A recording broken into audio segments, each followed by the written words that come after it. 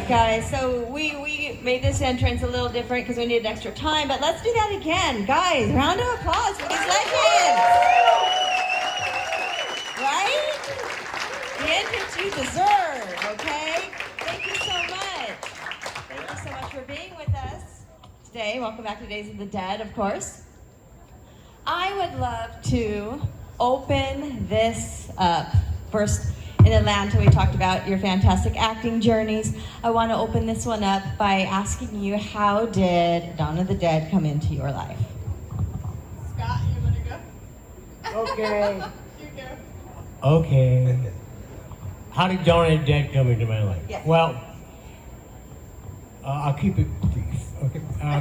Chris Romero, who was then George's girlfriend, Christine Forrest, okay? She and I went to college together. And we were in the theater department together. That's how this kind of originated. And then she suggested me for the role of Roger, and they came to New York to cast the leads.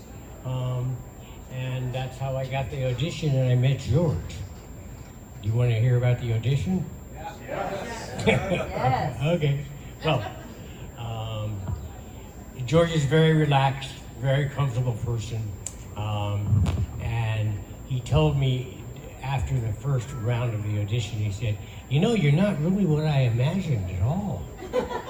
He literally said that to me, and I said, "Oh, so?"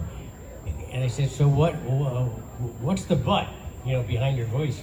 And he said, "Well, I've already cast this guy who's about 6'5", and he's like twice your size, and meaning Ken Forey." And he said, "You'll be on the screen with him most of the time." And it just came out of my mouth. I think it's because Romero is so comfortable. I said, "George, the audience is not going to give a shit about that after the first 5 minutes." And he laughed. And then later that night I saw him and said, "Okay, you got the part." There was another round of auditions at Clawback as well. Sophia? Well, I knew nothing about George. I knew nothing about Night of the Living Dead. I had never seen his other films before. So a friend of mine who is an actress was in an acting class of mine. She goes, "Oh my God, they're looking for blondes. Go audition." And she ended up as the suburban Sarah Venable. She was a suburban housewife in Martin. I don't know if you all see that. That was Sarah, yeah. So I went to the audition knowing nothing, and I had this monologue at the time, and it was, I changed it a little bit. It was something about, are you safe, and and then the person crosses the street, and they're not safe, something happens to them, and I said, what does it mean, and to be safe, and George, I finished the monologue, and George looked at me, and he goes, "Oh, I'm so sorry about your friend." And I said, "What?" He goes, "Oh, they were run over by a car." I said, No, George, I was acting." So he said, "Oh," and I scared him. So then it was like a couple of, I think a couple of other auditions, and then he gave me the part. And then we all got together in New York, and I saw Night of the Living Dead for the first time, and I went, oh my God, what is this? And that's why I think I had a conversation with George. I said, I'll be in this film, but no screaming and no crying. I wasn't going to be that female heroine that was constantly afraid. He said, "Okay, that's a deal." We did it. Beautiful. Yeah. So tell me, what was the most challenging scene to shoot?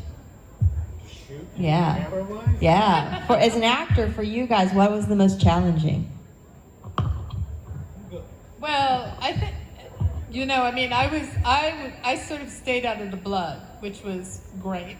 My favorite scene was George rewrote the script while we were working, because I said that, I think the girl is not getting the sort of power moment that she needs. So that's when he rewrote the script, and I come in and I said, "I would have made you all breakfast, but I don't have my pots and pans, and I want to learn to fly the helicopter." And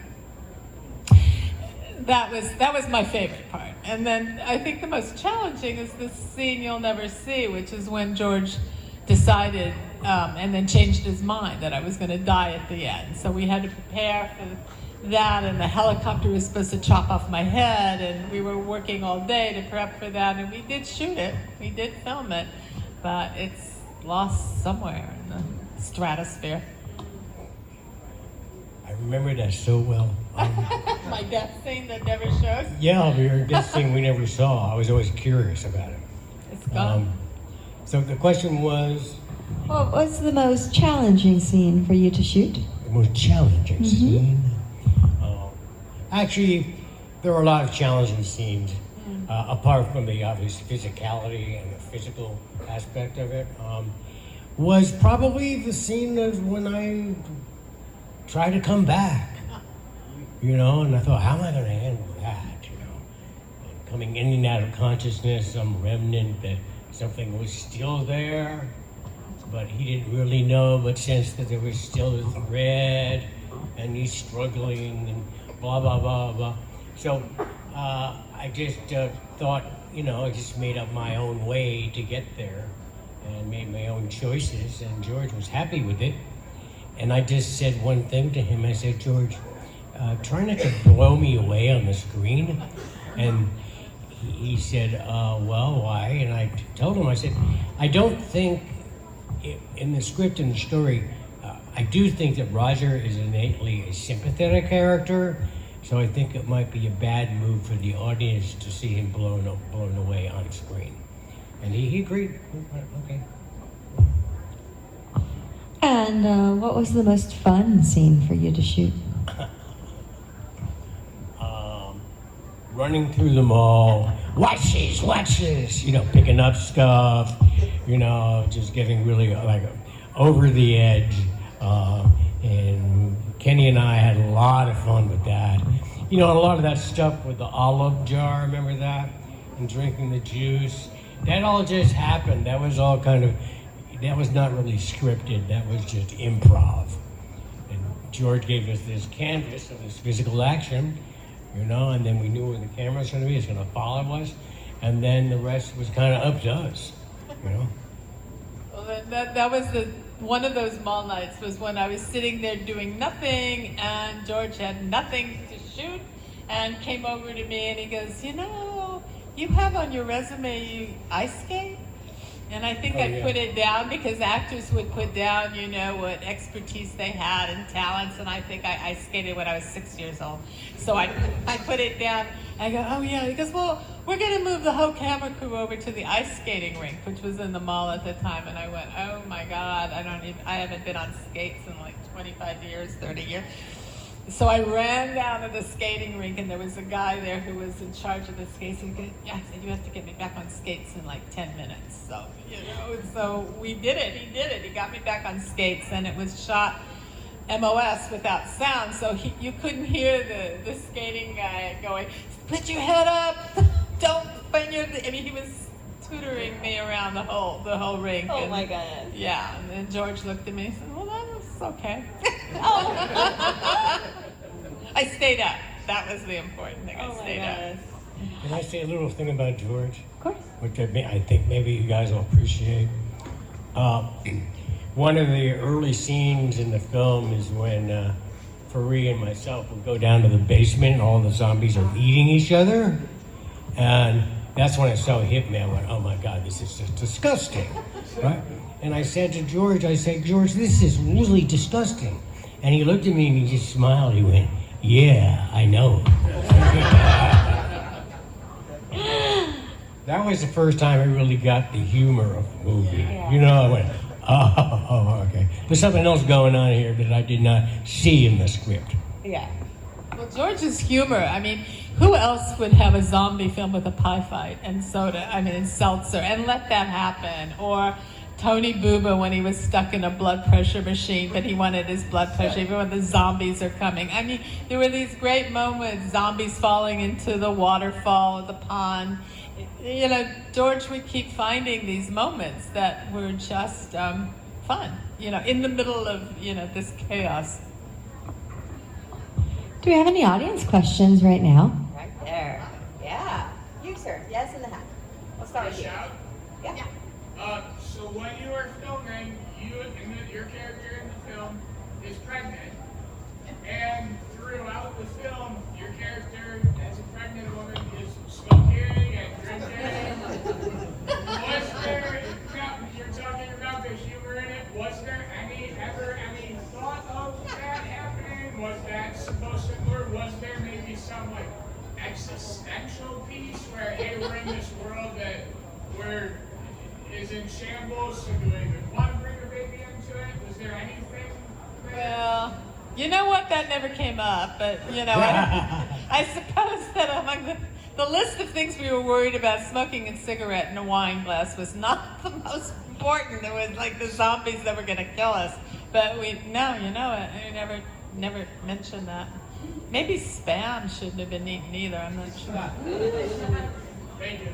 Thank you. I saw so many. Raise those hands. Yeah, let's go with you. Zombies are often used as like a metaphor for, like consumerism or sheeple. Like, what's your favorite like interpretation of that, of what the zombie is a metaphor for? Yeah, sure, it's a metaphor for consumerism and how people blindly walk and consume. So what is the other choice, the final choice? Once everything is consumed, the only thing that's left is to eat each other, right? So that's a very obvious theme to me in the film. What were we just saying just before that, though? About humor? Whatever, what was it? I don't know. Maybe George's humor and the gory, oh yeah. No, I don't remember. I think, for me, the zombies were, it was interesting. I think George always felt that the zombies in some strange way were more human than the humans. I mean, they did what they did out of memory, but it was the humans, especially the motorcyclists, that ended up being villains in a sense, that were about greed and taking over the mall. And the zombies just did what they did, which was somehow a metaphor for humanity. I mean, we always used to get the zombies mixed up with people who were like coming in the morning and walking in the mall because that was their exercise. So a couple of times, I said, we're wrapped, you can go home now. And then I realized they were real people and they weren't the zombies. But I think it's interesting because where George ended up going in the film that he didn't really make in Day of the Dead, the film that didn't get funded, was that the zombies ended up becoming the working class. Keep them fed, keep them in the factories. They did all the menial labor, and everybody else, as long as you fed them, they would do our work for us. And I think it's, it was pretty prophetic when you think about all the people that end up in third world countries doing work for us. And I think that's how George ended up envisioning it, and that would have been the film of Day of the Dead. Yeah, that's his kind of thinking. It's great that what I loved about the zombies in Dawn is that almost all of them had a profession. They had a past life. They had something where you could fill in the blanks of what that was, right? Rather than just zombies who were running around, right? And that was what was so interesting to me. And I thought kind of just prophetic, because he wasn't painting them as being bad. Yeah, they couldn't help themselves. So there's the remake, which I think both films are great. But I'm wondering if there's any differences between the original version and the remake that you were really drawn to or appreciated or didn't appreciate, or did you even see the remake? I saw it, and what I feel about the remake is I have no opinion about it compared to Dawn. It was a very different movie, right? And I thought the best thing that they did was to avoid trying to emulate Romero's humor, his social commentary. They just kind of stayed away from all of that. So it became more of an action film. Yeah. So and I thought they made a smart move, and I thought they did a good job, basically. Yeah, I mean, the remake to me just wasn't a George Romero film. It was just a zombie film. I mean, I think for George, Shaun of the Dead was like a legacy for him. You know, that's what he loved. It had humor. It had zombies that you could sort of identify with. And I think if George had lived, he would have loved Jordan Peele. I mean, those kind of films where there was some sort of social message, but it was scary and funny, and that to me, I don't think that there was anything in the remake that was George. You know, not the character, not the humor, not the storyline. It was like Scott said, it was an action film, and if you liked it and you went with it, you know, like 28 Days or something, you know, you had a good time. Did you guys like Shaun of the Dead? Oh yeah. Yeah, what a great movie that was. Oh my God, I laughed so much. I could tell you, want to hear a funny story about that? Of course. There's this thing called, what's that award show in Universal City? Anyway, it's an award show, Universal City in Los Angeles.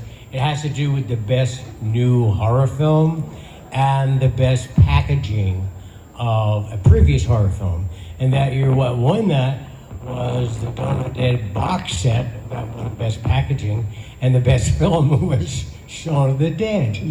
But so, yeah, it was like perfect. So, and I didn't know those guys. I mean, I saw Simon on screen, of course, and Edgar. But my favorite memory of that is that after the red carpet, or I was off it by then, and I'm smoking a cigarette in the parking lot, and Edgar and Simon walked down the red carpet, and Simon, I never met him before. But he was the addict of Dawn, right? He turned around and he said, "Scott!"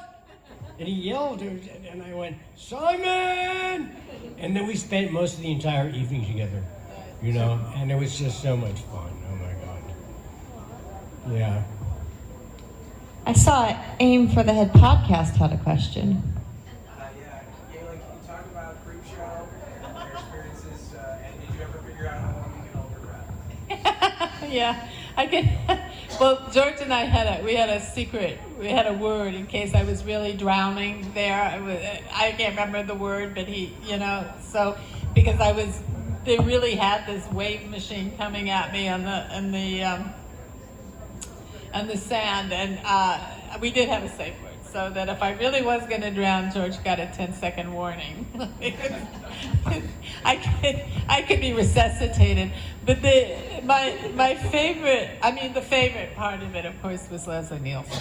I made more money on the bloopers. That show that they had bloopers where you make mistakes, because Ted Danson and I well, first of all, we would sit in the makeup room of Savini, and we had, what was the great sci-fi film with Leslie Nielsen? It was Forbidden Planet. That would be on the screen.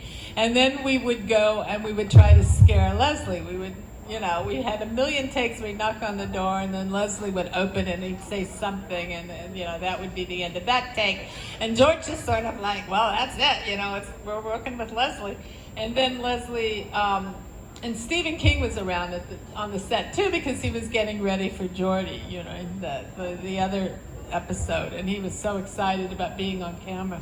So we would go out to dinner, but of course Leslie had to take his fart machine, you know, which he took everywhere, and he thought that was just great that we're at the restaurant, and he's, you know, we just said, that's Leslie, you know, he's just having a good time. But I really enjoyed working on that one. And I would say one other thing, you know, the other episodes that, you know, with Hal Holbrook and Fritz Weaver, you know, these actors initially were really a little hesitant about working with George. I mean, this was a horror film director, and these guys, you know, they were top of their game with great theater credits and the best, you know, film credits, and they all adored working with George. George respected what they were going to do, and they gave it all, you know, and they had a great time. You know, that's so accurate, because it's surprising sometimes that people you would meet that just love Romero and what he does, and you would not expect who they are. Right? One example, There was a big event at the Academy of Motion Picture Arts and Sciences in LA. It was a bunch of years ago, but it was about celebrating the horror story, the state of horror in the U.S. And in Hollywood, and George was the key speaker. So, do you all know who George Lucas is? Okay, so, and I'm not making this up at all. We're standing outside the theater, having a cigarette, which we always do together, had a cigarette. And down the sidewalk comes this very short man, walking very quickly towards us. I'm not exaggerating this at all. And he looks up and says, "George! Oh my God, I can't believe you're here." And this is George Lucas acting like a 17-year-old teenager, like fan. And it was so great to see that. And he said, "We got to work together sometime." And George said, "Yeah, well, let's figure that out." So I thought that was really sweet. Dawn of the Dead is still a very raw movie. Did you guys do a lot of rehearsals with a lot of takes during the shooting? I don't remember. We didn't do, no. So not a lot of rehearsals, not a lot of takes. Of rehearsals. Maybe we'd do one or two, and then I would look at George, and George would never, say this is wrong or this is bad, but there would be this face. He would have this and then I knew he would want another or a little different. Or the other thing is that George always said, "What do you want to do? Do you want to do another take? What do you want?" I mean, it was very open, but it was not overly rehearsed, no. No, it's a really good point. Except for the really physical scenes of the running, and the firing and all of that business, and there's more camera movement. All of the camera movement was rehearsed, basically. On an acting level, not a lot of rehearsal for that. George just liked what was happening. And then he said, "Okay, cut, let's move on." See, the thing about him is that he was so organized in his shooting process, he was able to relax. And because he relaxed, everybody was comfortable on the set with him, right? He was not an urgent person, which you can pick up from a director if they're being really urgent because something is happening. You as the actors pick it up. You didn't feel that boy, Romero. He was just very relaxed. Whatever that means. So during the scene when you are moving the trucks around in front of the mall doors to walk them off, there at one point is a split-second shot, very short shot, where it's of zombies close up. There's one zombie, one person, no makeup. Was that intentional? No, I don't think so. No, I think that was a mistake. What do you think? Whoops. Yeah. Whoops. Continuity. There. On the makeup note, what was the day-to-day process of getting all of the zombies in? What was the day-to-day process of getting all the zombies in makeup? I wasn't around. You were there, Scott. You saw I was zombies. there, for some of that, yeah. Well, they were all in a really big room. Savini, obviously, was in charge of that, and Greg Nicotero at that time, who was assisting, right, at that time. And then they had Jeannie Jeffries and a couple other people, and they were just like a makeup factory. They make people up, and sometimes the colors weren't always great. They're like too blue, they're too green, and it didn't really seem to matter too much. So that was a daily event that was very early in the morning. And they were all in this big warehouse room in the mall. And then, the scenes will be set up and ready to go. And that's what we would do all day, all night. I mean, we shot all night long. And then a lot of the people didn't want to take their makeup off, and they would go to work like that. Yeah. That's like, I mean, I would. You would? I would. Depends on the job, I guess. It depends on, but some of the makeup is pretty, you know, a few scars and blood and, you know, bite marks. They love it. You know, currently work in restaurants as a waitress. I have worked at a law firm. I have worked at AT&T for in-person tech support. I would wear that makeup in all those jobs, and it would be hilarious. I'm just saying. I understand. I did see a question right there, right? So George Romero was able to humanize the zombies, as you guys were saying. Do you think that's possible with the new fast zombies, or is it just too much action going on at once? Are you talking about filming style? Because it's much more action now than anything else? Yeah, just Is that what you mean? being able to relate to the zombies. Well, okay. If you look at it, you know, The Walking Dead, you know, a lot of people love that, but it is basically about people's so-called relationships, and then they start, you know, glomming onto like what is so-called current events and current relationships, and then it starts to become absurd, I think. Yeah. You know, it just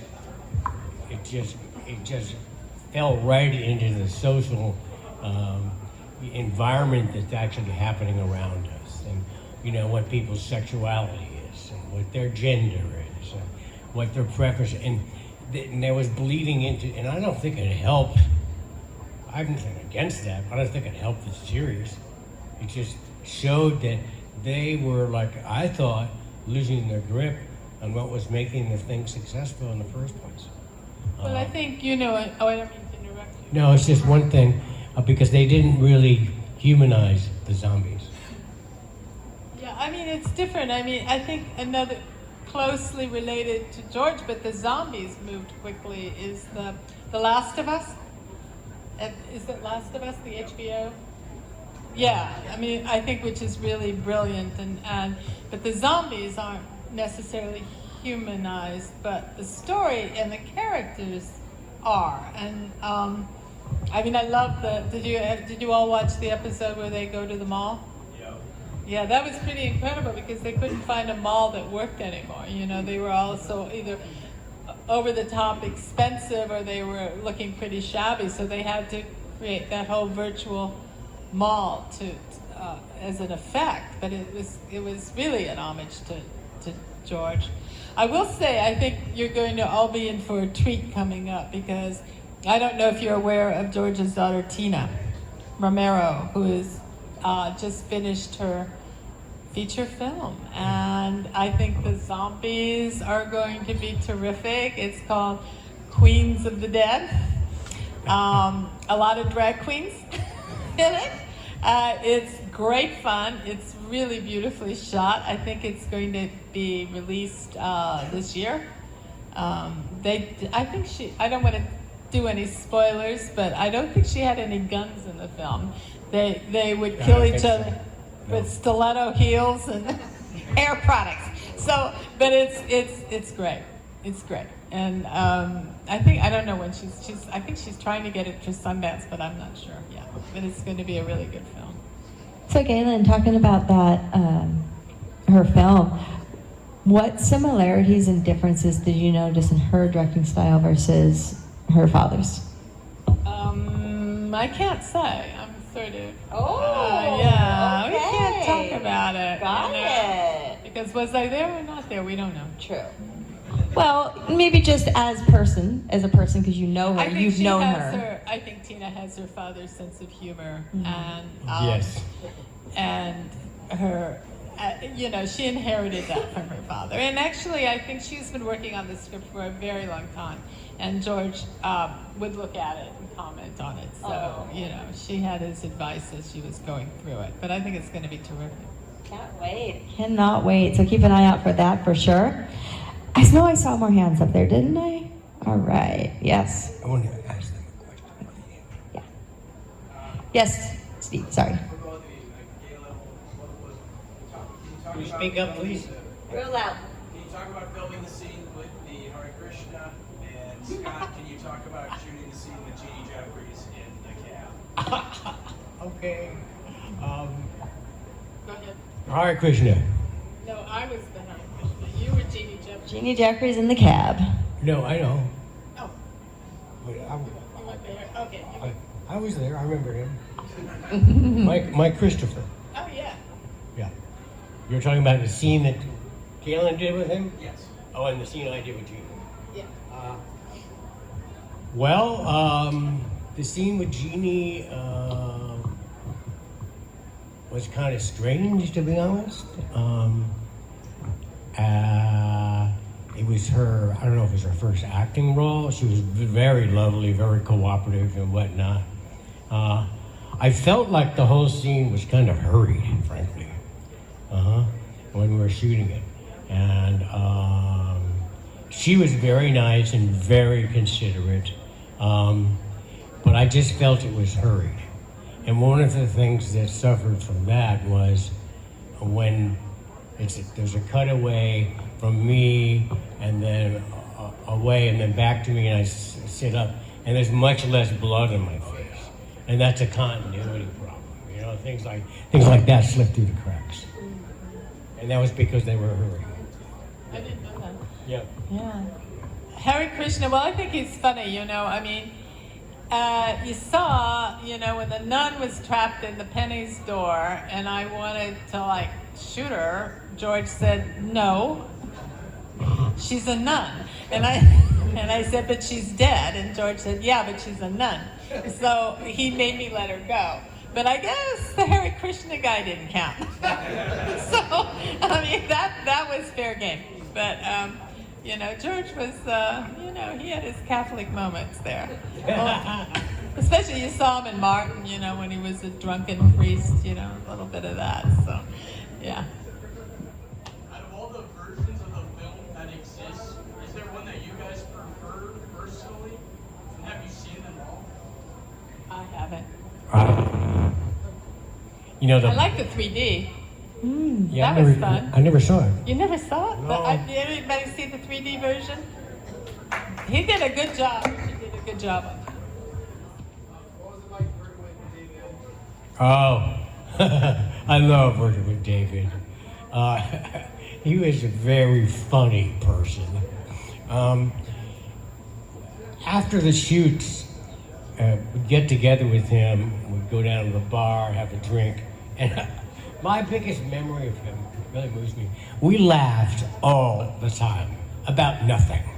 You know, it didn't matter how trivial, but we would just laugh and make fun of things and how absurd the world is.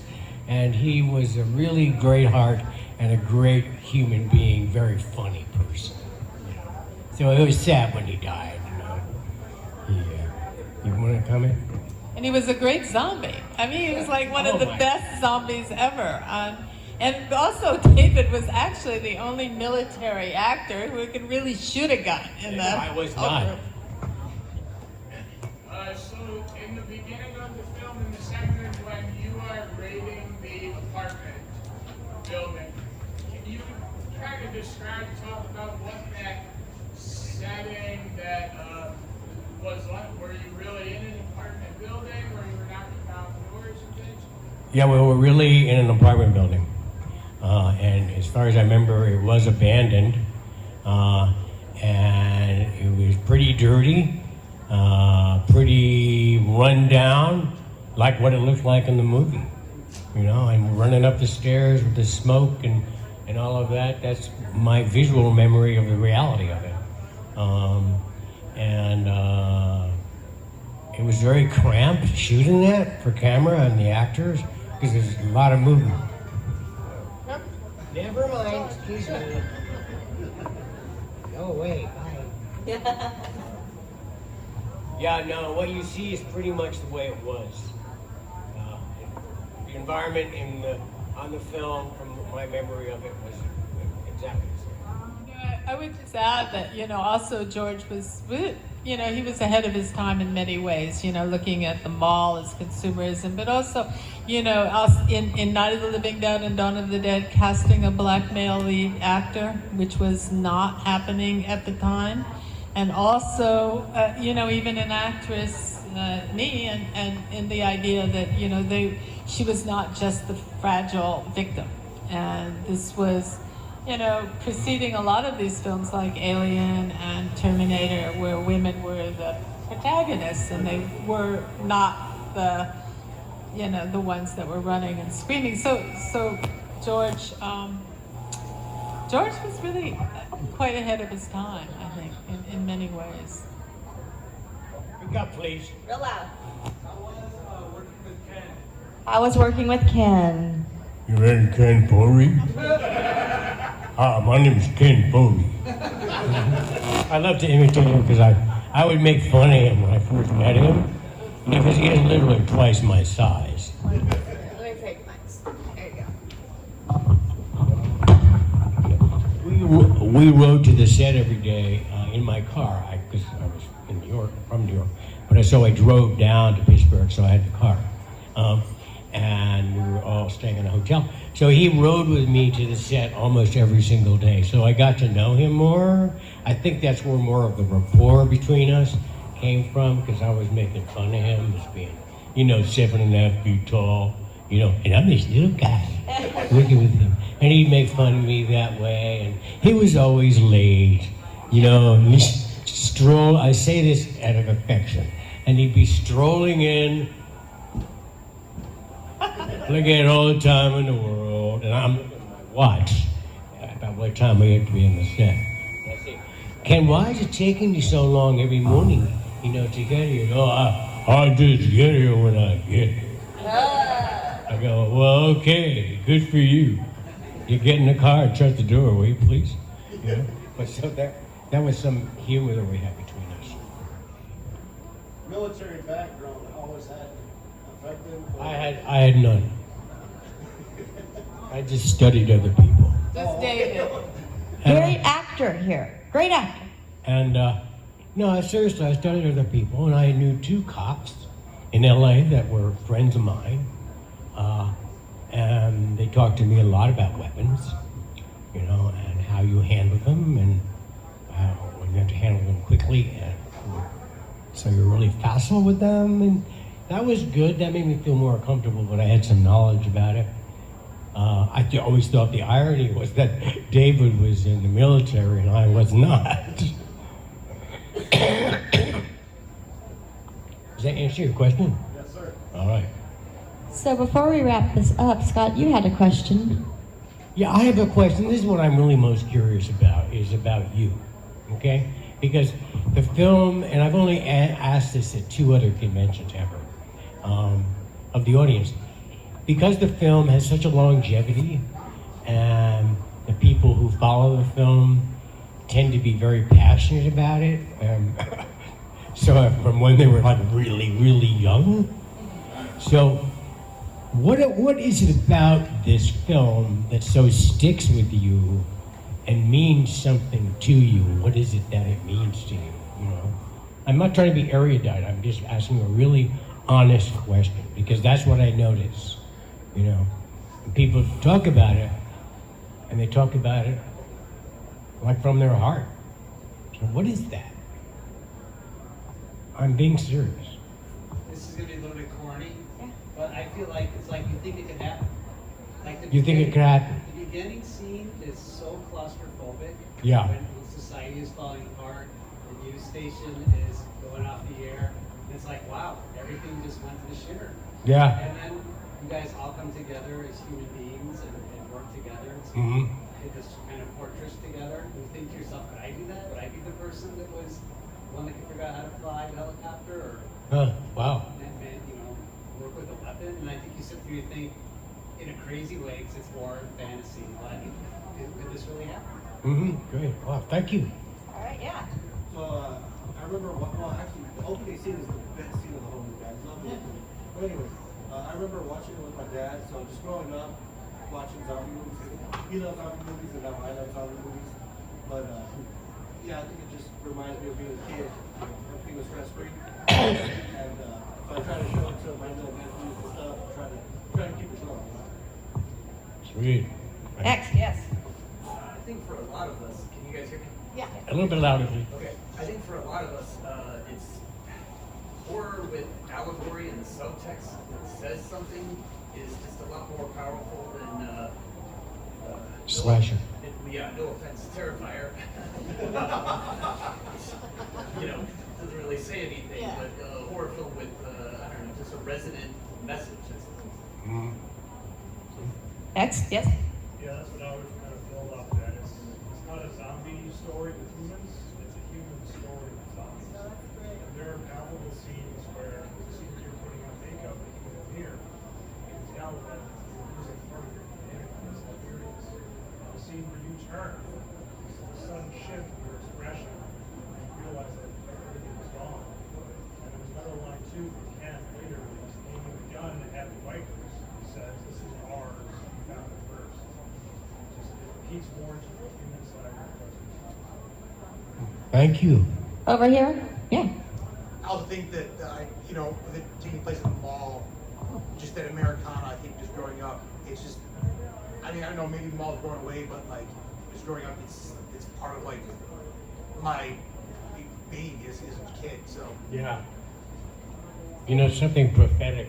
I don't know if you remember this, Gaylen, but there was a Newsweek cover issue, and on the issue, this is while we were shooting the film, it said the mauling of America. It was a prediction of how malls were going to take over the U.S. This is when we're shooting Dawn of the Dead. I thought, well, isn't that interesting? You know? Yeah. Steve?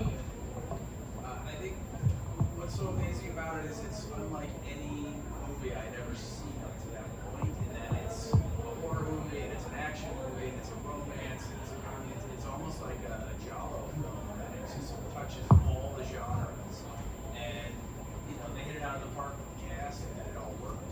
And it's one of those, like, for me as a kid, it's one of those movies that just is there as part of my childhood. Yeah. Anyone else? Yes? As I said before, it just felt to me, I felt when I was 13, and it felt grounded, it felt real. You know, there's a rawness, and if it were to happen, it would happen like this. Mhm. And I think that still stands today. People feel real, the characters feel real, and I think that's why it stands. It's really true. You know what's great is that, yes, it was great to be in the film. Yes, it was to have a starring role. Wow. But the film has such longevity, and that's because of the fans, and that never escapes me. You know, so it's the fans that have kept the movie alive for so long. So thanks. Everyone. Oh, we have one more there. He really wants to share. As someone from a younger generation that has seen this movie more sooner than, rather than growing up with other zombie content while growing up, Yeah. I haven't seen every zombie movie out there, but I felt like while I was watching this, it set the precedent for so many things you see in other zombie genre movies and TV shows that you see now. And it was great just seeing those things and how that has snowballed into more popular things today. Yeah. Oh. Wonderful. All right. Everyone, give it up. Yeah. Woo!